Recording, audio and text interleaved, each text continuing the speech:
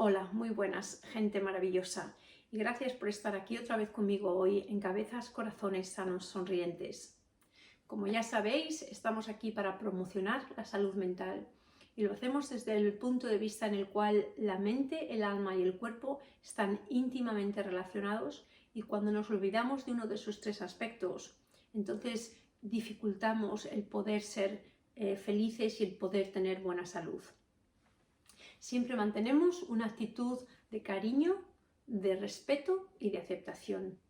Y lo hacemos simplemente porque esos son los ingredientes principales para ayudar a la gente con problemas de salud mental. Ese es el tratamiento más efectivo, mejor que cualquier terapia, mejor que cualquier medicación. Y además tiene la ventaja de que todos podemos ofrecer ese tratamiento. No tenemos que tener una cualificación en medicina.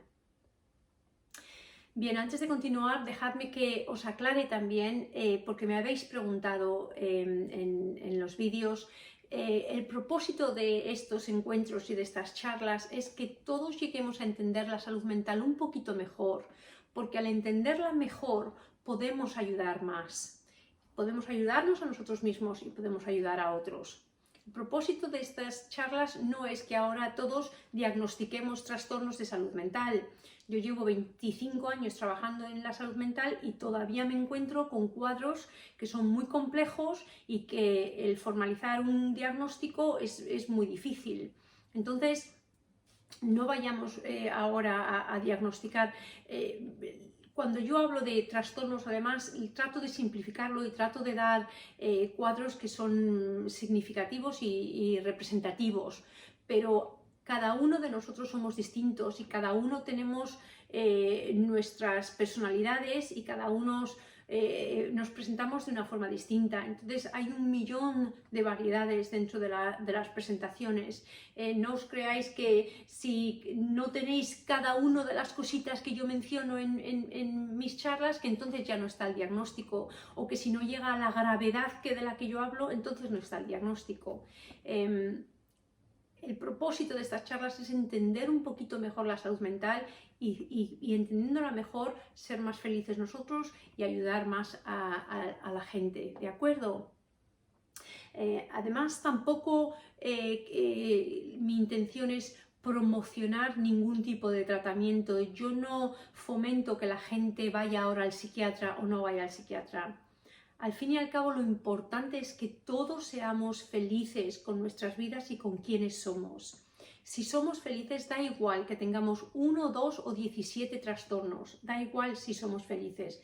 Pero si no somos felices, si hay algo que nos angustia, que nos inquieta, que nos incomoda, que nos trastorna, y ese algo tiene que ver con nuestra salud mental o la salud mental de alguien, entonces este encuentro y estas charlas nos sirven para despertar un poquito y entenderlo mejor y tomar decisiones en cuanto a si debemos hacer algo o no al respecto.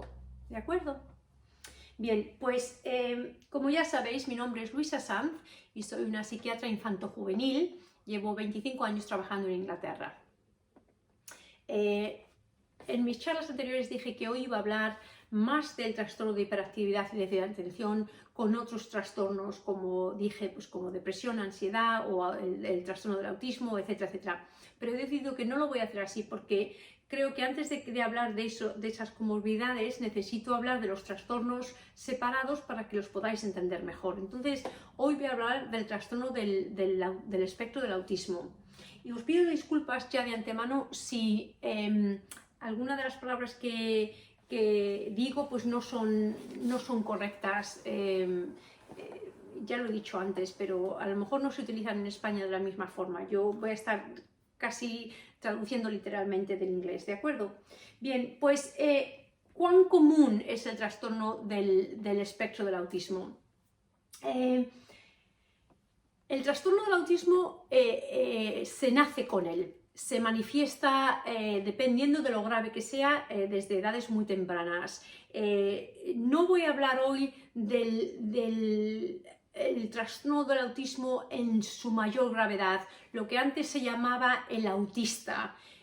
más grave. Ese chavalín que desde los 2, 3, 4 años se mecen para adelante y para atrás, no tienen ninguna comunicación verbal, no hacen contacto visual, que es muy evidente que algo les pasa, que no están del todo bien. No voy a hablar de esos, voy a hablar de niños que van al colegio pero que tienen dificultades y que algunos más u otros, y estos niños normalmente vienen a salud mental. Los primeros que he dicho tan extremos, tan graves, tienden a ir a los servicios de pediatría, porque se les ve a edades muy tempranas. Estos van a aparecer y se les va a ver las dificultades ya a los 5 años, a los 10, a los 14, ¿vale? ¿De acuerdo? Bien, pues es un trastorno que, bueno, pues en la infancia es el segundo más común después del trastorno de déficit de atención y hiperactividad, y que es constante porque una vez porque naces con él y se manifiesta de por vida, ¿de acuerdo? Y según vas haciéndote más mayor y ya cuando llegas a la edad adulta, la frecuencia del trastorno continúa siendo estable, porque como digo, se nace con él, pero otros trastornos pueden ser más comunes entonces. Es decir, en la vida adulta, pues la depresión, la ansiedad, las fobias, los trastornos obsesivo-compulsivos, los trastornos bipolares, esos van a ser más comunes en la vida adulta, pero en la infancia es el segundo más común, ¿de acuerdo? Bien. Entonces, el trastorno del espectro del autismo son trastornos que son parte de lo que llamamos los trastornos del desarrollo neuronal, y son trastornos que, como digo, están presentes desde el nacimiento y se van manifestando más o menos dependiendo de la gravedad.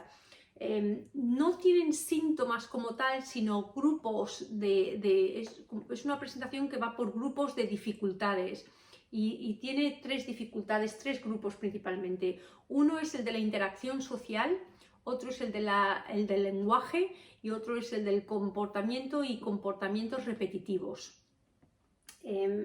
Esos son, como he dicho antes, ahora se habla del espectro del autismo, pero antes el autismo estaba en la parte más grave de este espectro y el síndrome de Asperger estaba en la parte menos grave, ¿de acuerdo? También para simplificar las cosas, antes se hablaba que el autista tenía dificultades en las tres áreas de las que he hablado: la interacción social, el lenguaje y los comportamientos repetitivos, mientras que el síndrome de Asperger tenía dificultades en dos aspectos de esos tres, que eran la interacción social y los comportamientos repetitivos.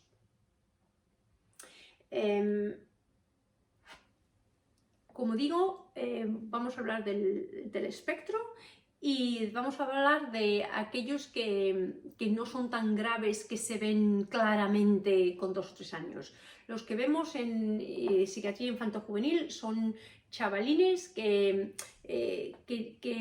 se comportan de una forma que quizá no se espera, se malinterpreta sus comportamientos describiéndolos como maleducados o brutos o insensibles o quizá manipuladores, y ahora os explicaré por qué. Y algunas veces pasan desapercibidos porque en el colegio, porque pueden ser bastante inteligentes, y en el colegio, cuando eres inteligente, como que el comportamiento se disimula un poco o se le da menos importancia, siempre y cuando tú apruebes y saques el curso.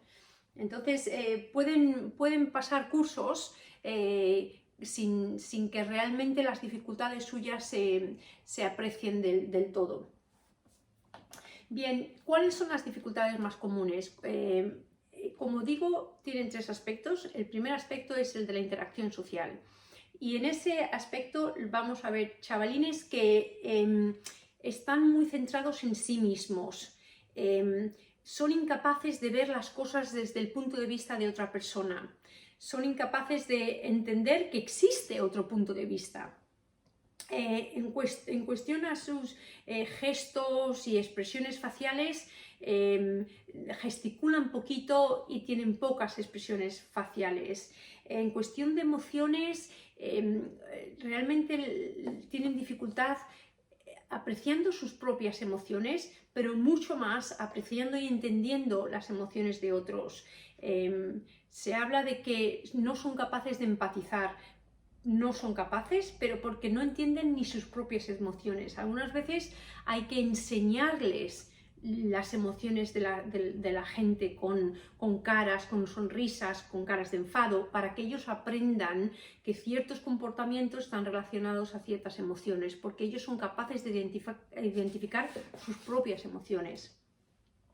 Y son chavalines, cuando hablaba de la gesticulación y de las expresiones faciales, que están incómodos mirándote a los ojos. Entonces, normalmente miran muy poquito, o pueden ir al otro extremo, que es de quedarse mirando fijamente a los ojos.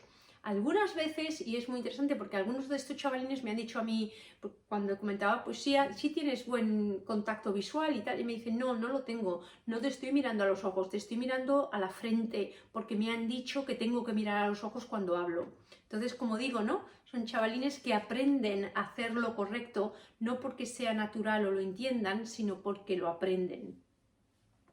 En cuestión del lenguaje, son chavales que todo es o blanco o negro, son muy literales. Cuando les dices, vengo a las 5, te esperan a las 5 en punto, y si llegas a las 5 y 3 minutos están muy enfadados porque no has llegado a las 5 y les habías dicho que venías a las 5. Las conversaciones están guiadas por ellos mismos. La conversación, les decimos que tienen un camino, que no son de ir y venir, que no fluye la conversación, que está muy centrada en sí mismos. Entonces, las conversaciones tienden a estar guiados por algo que ellos quieren saber. Tienden a ser muy de hechos. Por ejemplo, pueden estar muy interesados en un tópico, en un tema, y se obsesionan con él. Entonces la conversación va a ser recibir más y más información sobre ese tópico. Como digo, no les interesa nada sobre ti, y algunas veces si te preguntan es porque quieren los hechos, la información en sí, no porque quieran saber cómo te encuentras tú. El tono de voz suele ser raro.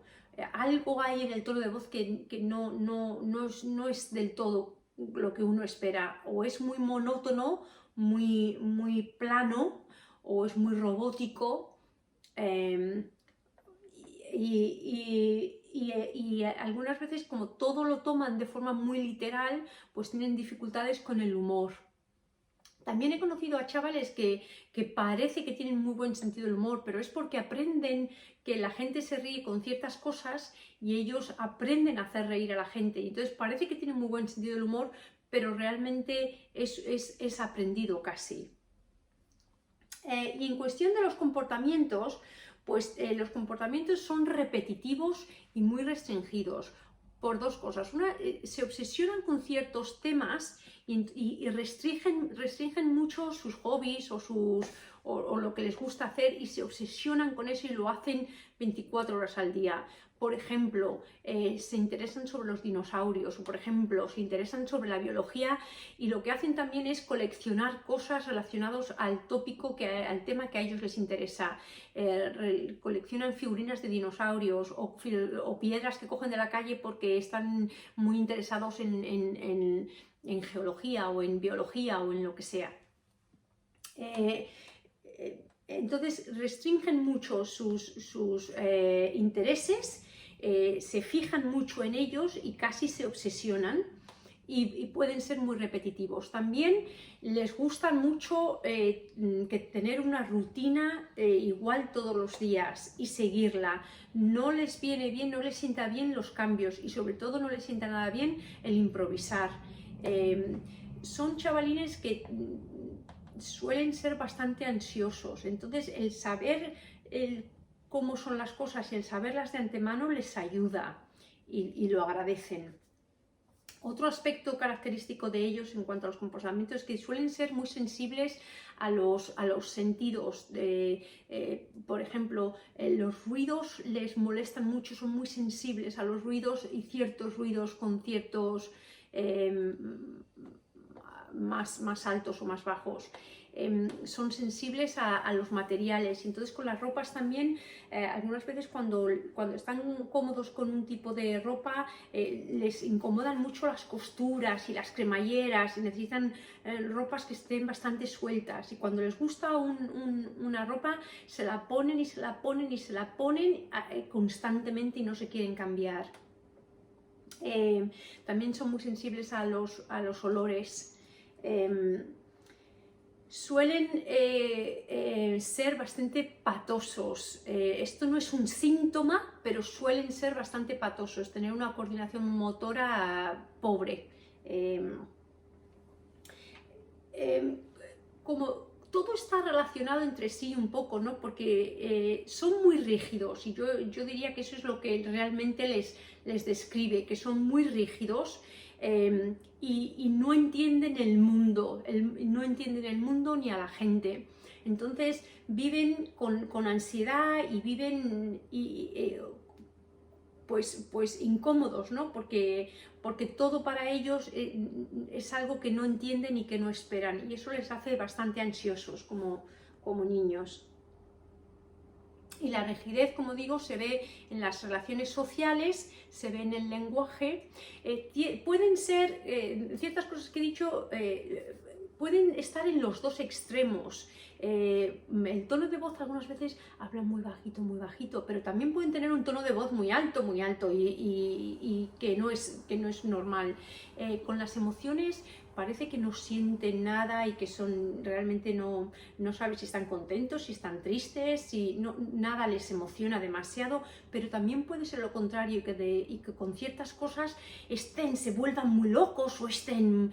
entonces algunas veces tienen esos dos extremos, y es que tienen una dificultad regulando sus comportamientos, regulando emociones que no entienden, y como no lo entienden, pues pueden saltar un poco a lo loco, ¿no? No sé si me explico, espero que sí.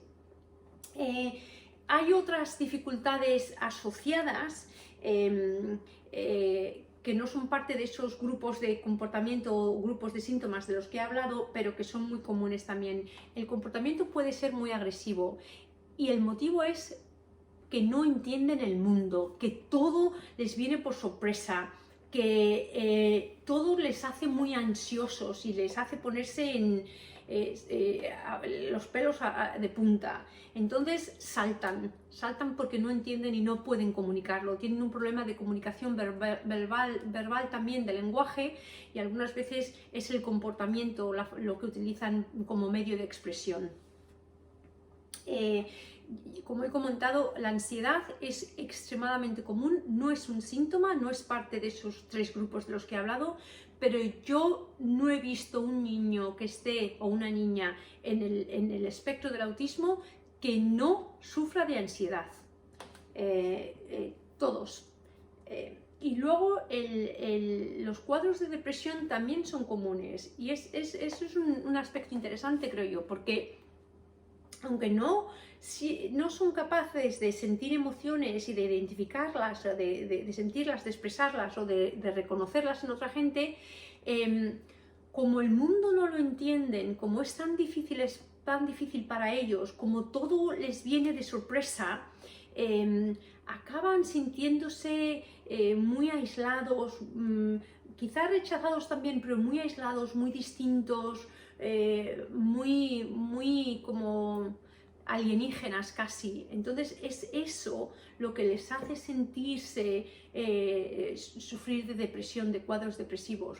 Y son niños que, si sufren de depresión, algunas veces la depresión es extrema también, porque como hablaba de sus extremos, puede ser extrema y pueden tener ideas suicidas muy fuertes.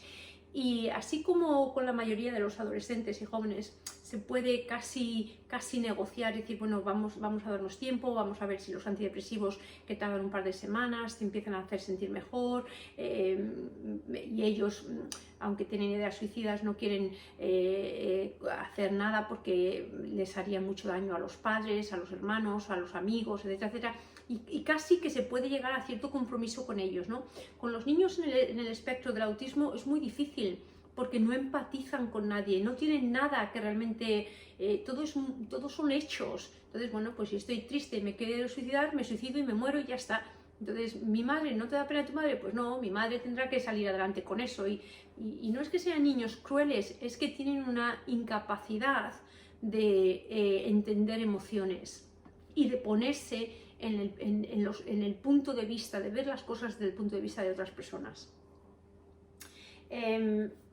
De acuerdo, pues entonces el diagnóstico se hace en base al cuadro, a la presentación y también a la historia de las dificultades que ha tenido ese niño. Y hay ciertos instrumentos que nos ayudan, pues ciertos cuestionarios, hay ciertas observaciones que hacemos que están estructuradas para ver los 3 aspectos de los que mencionaba, pues para ver cuán graves son las dificultades en cada uno de esos aspectos. En inglés se llama ELADOS, no sé cómo se llama en español. Y el tratamiento, no existe tratamiento como medicación para el espectro del autismo. El tratamiento tiende a ser en base a terapias para ayudarles con la socialización, con la interacción, para que ellos aprendan sobre las emociones, cómo afectan las cosas a otros. Tienden a ser terapias de comportamiento. Y en cuanto a la medicación, no hay una medicación para el autismo o el espectro del autismo, pero sí lo hay para la ansiedad, que es uno de los síntomas más prominentes. No es parte del cuadro, pero es uno de los síntomas que es más prominente en esos niños. Y una vez que la ansiedad disminuye, pues se sienten más relajados, se sienten mejor y se sienten más capaces de hacer cosas que no harían si no estuvieran con la medicación. Como he dicho al principio, no estoy promocionando ningún tipo de tratamiento de medicación o nada parecido. Os estoy informando de lo que hay, de lo que ayudan a estos chiquillos y de lo que se puede tener. ¿De acuerdo? Pues bien, eso es todo sobre el espectro del autismo por hoy, y os hablaré de cuáles son los cuadros más, los aspectos, las presentaciones más comunes en otros vídeos, ¿de acuerdo? Espero que os haya parecido interesante y útil, que hayáis aprendido un poquito más, y como siempre recordad que somos los eslabones de esa cadena que cuando nos apoyamos y nos ayudamos los unos a los otros, formamos, cada uno siendo un eslabón, formamos una cadena muy fuerte, muy larga, que nos lleva al fin del mundo. Gracias por escuchar y hasta la próxima.